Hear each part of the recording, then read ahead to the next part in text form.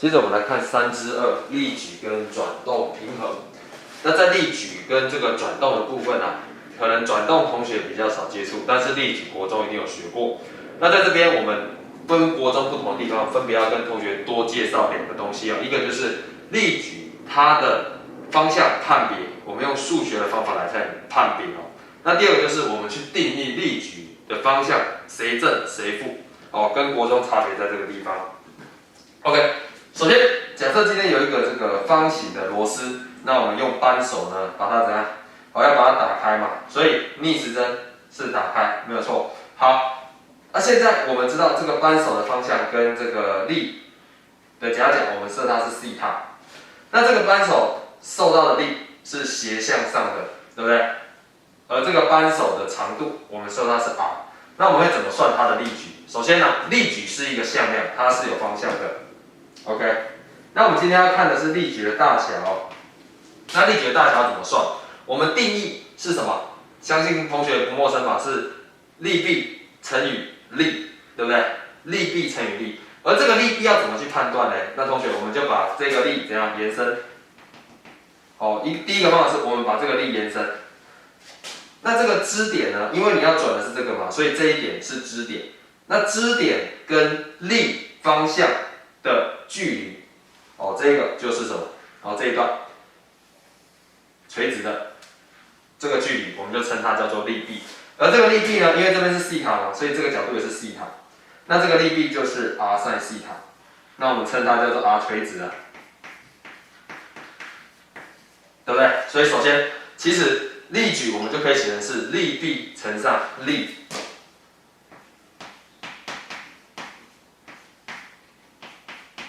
OK， 这个叫做力矩，这样子可以吗？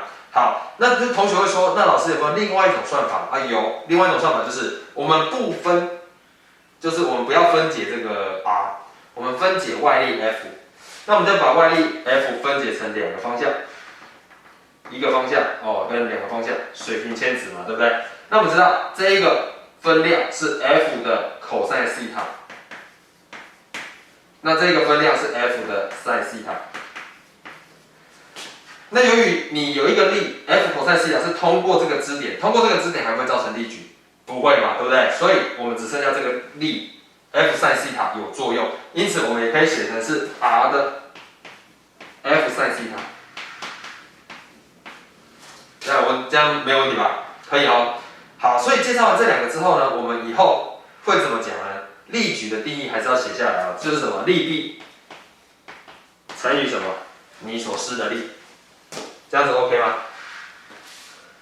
好，所以力矩的大小计算我们就是解释到这个地方，我跟同学介绍到这个地方。那接着我们就要讲方向的判断了。力矩的方向不外乎2个而已嘛，像这个力它是这样子转，我们称它这个力矩的方向是逆时针。如果今天是顺时针，就是力往这个方向嘛，那就是顺时针的力矩。OK， 那我们要怎么去判断呢？老师就画个图哦，因为同学已经很熟悉了嘛。高一我们用过类似的判断方法哦，所以首先，如果今天这个是 r 的向量，也就是力臂的向量，哦，应该是说这个是距离而已啦。好，那今天我们有 F 通过这个地方，好，那它们夹角是西塔。跟这个情形一样，有没有 r 的方向跟 F 的方向夹角西塔？那我们怎么去判断它的方向呢？很简单的，同学，你只要怎么样？你食指握着 r 的方向，好，你食指握着 r 的方向，然后握向什么？哦，握向 F 的方向。那大拇指的方向就是我们力矩的方向哦。不信啊，同学来看一下哈，来再一次哦，食指沿着 r 的方向。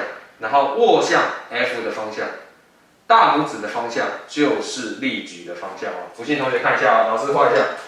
我们是看立体的啊，好不好？我们就看立体的。这个我把它写凸出来。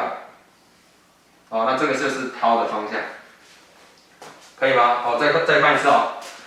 力的方向，好不好？不好意思，食指沿着 r 的方向，然后握向 F 的方向，大拇指的方向就是力矩的方向。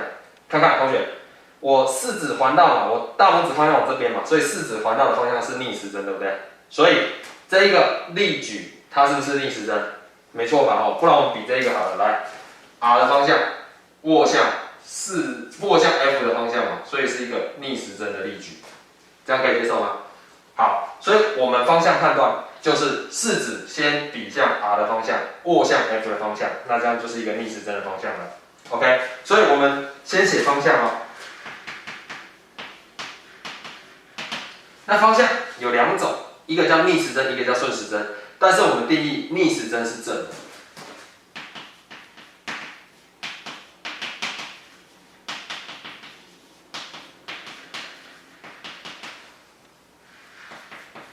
我们逆时针是正的，那再来顺时针是负的。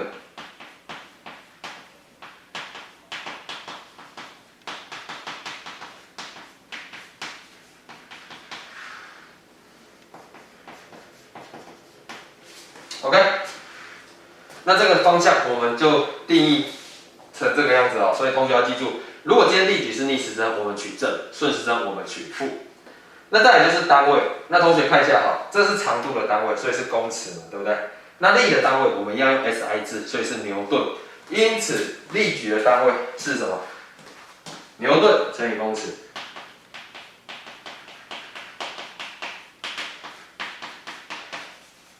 可以接受吗？哦，从这边就可以看出来嘛，牛顿乘以公尺。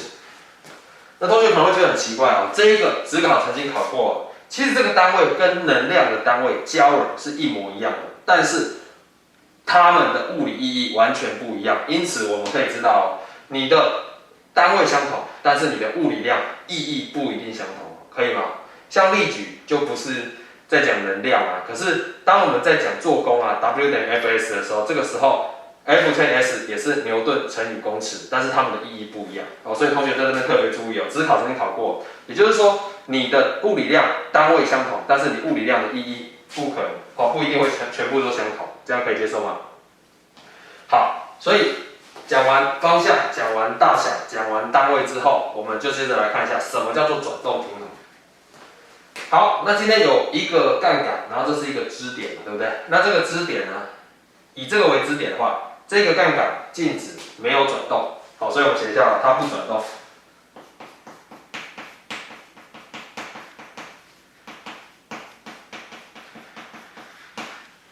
好，那它不转动，我们要怎么写？不转动，我们首先说，如果你今天不转动的话，我们有力矩就会转动嘛，那没有力矩就不会转动。因此我们知道，如果你不转动，你的力矩要是0啊。好，这样子可以接受吗？好，再说一次哦。所以转动平衡跟平移平衡一样，我们都是看到结果然后去推论的。比如说，今天这一个杠杆装了 W1 跟 W2， 但是它没有转动。那我们知道，如果没有转动的话，那它的所受的合力矩一定要是多少才可以不转动？哦，合力矩一定要是为0才能不转动。所以合力矩为0的话，我们来看一下，谁是顺时针，谁是逆时针的力矩。先看 W1，W1 对这个支点产生往下，对不对？所以往下是一个逆时针的力矩。那同学如果要用这个方法比的话呢，也可以哦。这是支点嘛，所以 R1 是这个方向，所以式子握向这个方向。好，式子沿这个方向。那 F 往下，所以握向下，因此我们可以知道是一个逆时针的力矩，可以接受吗？那同理啊，这个 R2 的方向是往右嘛，那往右式子往右，那力是往下，所以你握向力的方向，你就可以知道是一个顺时针的力矩。因此 W1 造成逆时针的力矩 ，W2 造成顺时针的力矩，这两个力矩怎样？一正一负嘛。这个是正的，因为它逆时针，这个是负的。因此合力矩为0，我们怎么写？那刚好力 B 就是 R1， 这个力 B 就是 R2 嘛，垂直，所以我们可以写W1 乘以 R1， 或者我们照这个定义啊，写距离在前面，所以写 R1 W1 减掉 R2 W2 要等于0，因此我们得到 R1 W1 等于 R2 W2。所以我们可以知道啊，他们虽然我们可能不知道 W1 W2 是多少，因为像这种天平我们在量重量我们主要都是看它水平而已啊。所以可是我们可以知道说这两个的比是多少，或者它们的比值是多少。因此我可以得到有这个合力矩等于零，我可以得到 W1 除以 W2 会等于什么 ？R2 除以 R1。好，这样子可以吗？好，以上是转动平衡。那我们把转动平衡的这个意义哦，就是我们怎么去了解说它到底有没有转动平衡，我们把它写下来啊。也就是如果今天这个两物体对支点哦施力矩嘛，然后造成它不转动，所以我们就说这个系统不转动。那我们可以称什么？我们可以称这个系统所受的合力矩为零。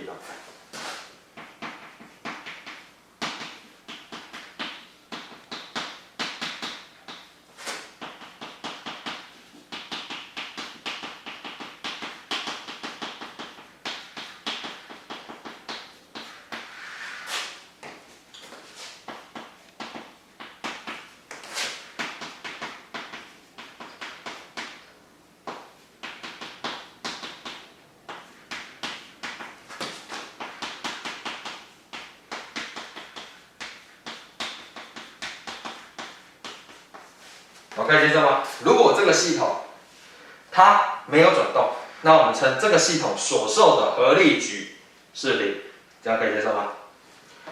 好，那我们转动平衡呢，我们就上到这个地方哦，3/2比较简单一点，但是同学切记哦，因为你是自然组的同学哦，你这个方向一定要搞懂，因为在我们在教假动量的时候，我们会再用到这个观念，所以我们多介绍的就是力矩方向的判别。OK， 那我们3/2上到这边。